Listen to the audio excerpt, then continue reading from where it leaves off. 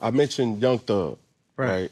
With this whole situation going on with what he's going through with his RICO case, how are you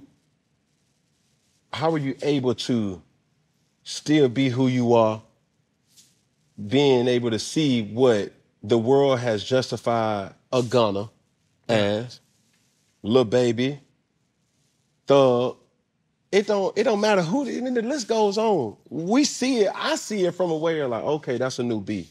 All right, I don't even know what the hell a beef is. I'm from a school where it's like, bro, if I got an issue with you and I see you, we gonna have to have a conversation. You see what I'm saying? That ain't no pussy shit. That's just on, if that's how you feel, it's probably something that's been told to you secondhand. Right. Now I'm hearing back, oh, he said what? Okay, cool. Rather than just going direct to the source. I think that it still got a massive burden on being a coward, you smell me, and being immature, you smell me? Like, everything you hear ain't true, you smell me? And it's best to investigate and find out the truth. But you got people like myself, let's just say me, Terrell Ralo Davis, I say Cam Newton shot a nigga in 5th grade. By me being who I am and having the credibility that I got, people will be like, okay, Cam Newton shot a nigga in 5th grade. And you know damn well you might shoot a nigga in 5th grade, you smell me? So like, people run with what I say just to got the, oh, I ain't fucking with Cam. I ain't fucking, cause Ralo said this. Yeah. Ralo can be goddamn lying no matter who I am. You know what I'm saying? So I think they got a lot to do with, you know, picking and choosing who you wanna deal with. You know, they got their picks. You smell me? They got their favorites. How are you, take me through this whole situation of a plea deal. A plea deal. Right? So some would say you cooperated, some would say you snitched.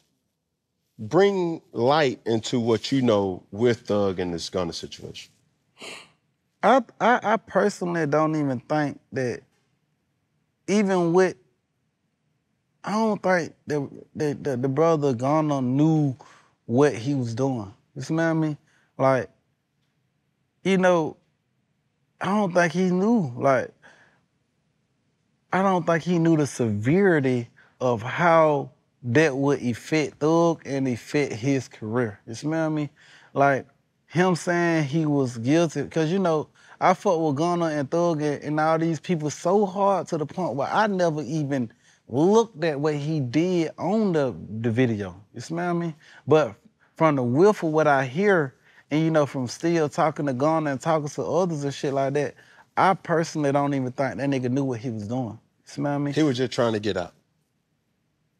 I think that, you know, we as defendants, or anybody as a defendant in a case that's not competent with law, will listen to his counsel. He'll listen to his lawyer like, shit, this nigga got my best interest at heart, and he know that this my man, and he know I ain't on that. But your lawyer will do some lame ass shit that you would never do. But he represents you, and he got you saying yeah to some shit that you don't even know what the fuck you saying yeah to. Even if the motherfucking prosecutor say certain shit, you be like, yeah, you know what I'm saying? But you be done said it and shit, and a lot of people suffer from that. A lot of people don't know what the fuck they signing in these pleas. A lot of people don't even know how much time they signing for. They go in that motherfucker, a lawyer be done told you getting fired, you come out that bitch with 40 years, 20 years. This shit not happen on several occasions, and people ain't able to get out to even speak upon it, nor is they even, in those that get out, be so fucking happy to be out that they don't even talk about this shit. So like, I just don't think that we as people is just educated in that field of law.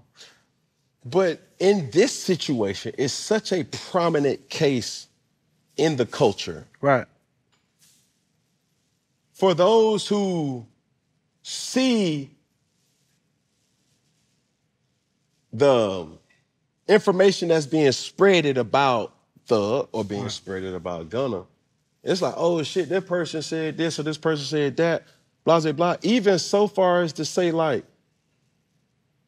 it's like, rest in peace to Rich Homie. Right. There's a theory that's out there that's like, yo, he was gonna testify against Thug. That's how did he really overdose? Did he really follow? You know what I'm saying? Right. Like all these different things is like coming up as a conspiracy where it's like, hold on. We don't know who to trust. So my question is, how do we sift through the bullshit with these cases that are made public? You gotta really go read. Like, reading is fundamental. You smell me? And a lot of people done got so lazy due to the fact that we got TikTok, we got goddamn Instagram, and we can just see videos that once we see the first video or anything, we run with that.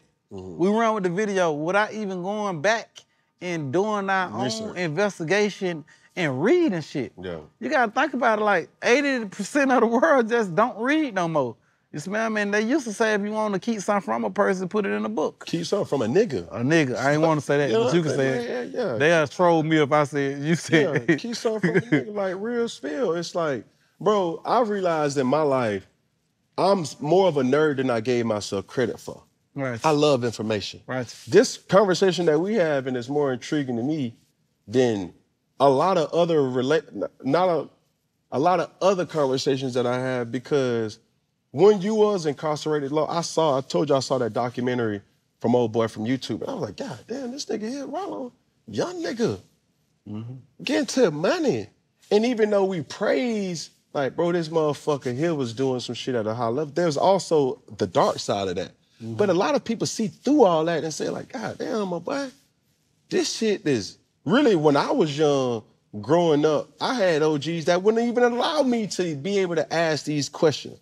You know what I'm saying? Like, I had a real conversation where they call it the hot boxing in school, where they used to just go sneak into a car, everybody smoke weed, and then boom, my dumb ass go run into that motherfucker box too, thinking we going to McDonald's. My brother was sitting next to me, and he was like, nigga, if I ever see you smoking weed, I'll beat your motherfucking ass. Like, right. I never smoked weed a day in my life. Just off of that fear that nigga looked me in my soul like, bitch ass nigga, let me tell you something, little nigga. That, you feel me? But that still didn't mean that I wasn't intrigued to like, yo, my nigga, like. And to this day, I love the smell of marijuana. Never smoked. You know what I'm saying? Right. It's real. Like, niggas done came to my house where, bro, there is incense or there are certain apparatuses that give off the simulation of marijuana. Right. I'm big on meditation. I'm big on, you know what I'm saying, speaking things into existence and just whatever. And with that whole process, it's like, yo, you got to really zen yourself out. So without that, how you see a whole situation unfold in front of you, it's like, okay, how can I really know the difference between something that's real and something that's not? And Woody, right? You see, I keep saying it's Woody. Woody. Right. I'm sorry. Apologies. But when we see these different people in the spotlight of framework, we don't necessarily know what to believe because there's so much that's out there. You know what I'm saying? You know, in my beginning of my bed, you know, while Craig was my roommate, you know, Woody and I was in the same damn dormitory, like same block or whatnot. And then, you know, he was some shit called 30 Deep back in the days. You know what I'm saying? You know, they accusing YSL for being gang and shit, but, you know, Thug don't used to be rock crew back in the days or whatnot. And, you know, we was just opposition of both, you smell me? Mm-hmm. And, you know, growing up and going through all what we went through, I ain't gonna speak on what we went through, but going through all the bullshit that we went through of being arch enemies and shit, when you overcome that, you know, niggas like myself and Thug became friends, you know what I'm saying? And the same thing with Woody, you know, and, you know, I used to see this man every fucking day inside the jail, in the feds or whatnot. And we had gained a good friendship, a good bond, like, this was my man. For clarity, y'all were Oppositions. ops Right. to each other. Right. You see what I'm saying? If given the right circumstance, if he would have saw you out on the streets at one point in time, and you would have seen him out on the streets at one point, up. you see what I'm saying? Yeah. Now, given the change of scenery, Righteous. you feel me? Now you're realizing like, yo, This a nigga, good you nigga. ain't who I thought you was. You feel? Now he definitely who I thought he was. Like I ain't gonna take it from him. Like shout gonna handle his business. I ain't gonna take that from him. Like I just handle my business as well. You feel me?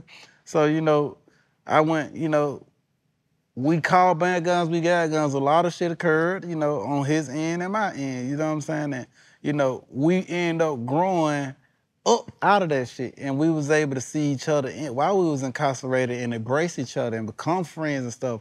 I had not even, to this day, the same way I ain't never looked at Gunna little shit, I never looked at none of the interviews with the brother Woody, you know, cause that shit probably fucked with me too, and you know what I'm saying? Probably also how I feel and how, you know what I'm saying? Cause I'm still stuck in that same place of when we was cool. I hate looking at people's weaknesses. I like to focus on people's strengths.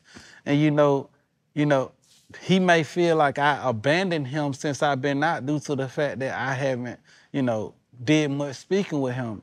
You know what I'm saying? And, you know, I just didn't know all that was going on. You know what I'm saying? The shit that they put out there on him and shit like that. So like, you know, I think that with anything, you know, before I even do anything, I just was like, damn, I like, why you ain't, you know, tell me some of these things occurred or, cause, you know, I embrace you like a brother, like you my man. And even if you would've did that shit, I would be a lot more appreciative if you would've told me from the jump, like, this is what I'm on, and this is what I'm on, you smell me? Instead of letting the world shock me with it, you smell me?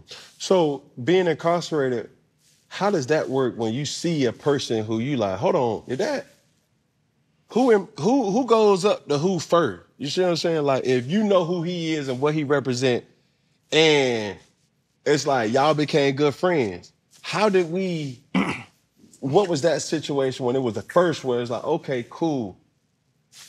How does that happen? It's just almost like when you go to New York, you see the Chinese end up fucking with the Chinese, you see the Indians fucking with the Indians, you see the black people congregating, you see the Puerto Ricans. So like, whatever gangsters land, we always clean with each other. You smell me? Like solely off race first. I mean, I wouldn't even, yeah, off race as well, but we was in a whole total blackened environment. So we wasn't even having to choose between race at that particular place. But we do come from the same type of environments, whether we was shooting and killing and all that type of shit that was going on in our neighborhood. We definitely bond upon the gangsterism. You smell me? Yeah. So go ahead. So that automatically makes us clean together at times. You know what I'm saying? Being from Atlanta. I mean, that whole place was kind of from Atlanta. You smell me? So it just, everywhere in Atlanta, it wasn't going down like that at a point of time. You know what I'm saying? Like McCannaville, and the Bluff was the Bluff. It ain't that no more. You smell me? You got the east side where it's jumping over there right now, and at one time it wasn't. You smell me? So like you just got a big difference in scenery. So at that time, we share the same history. We share the same history in bondage.